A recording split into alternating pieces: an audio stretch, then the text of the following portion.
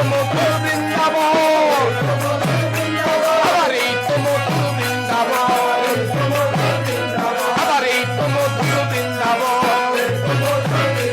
আবার রাধা কৃষ্ণের নিত্য লীলায় এই তো মধুর বৃন্দাবন,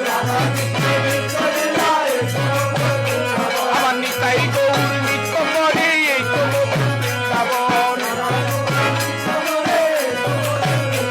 আবার অষ্ট সখী নৃত্য করে এই তো মধুর বৃন্দাবন,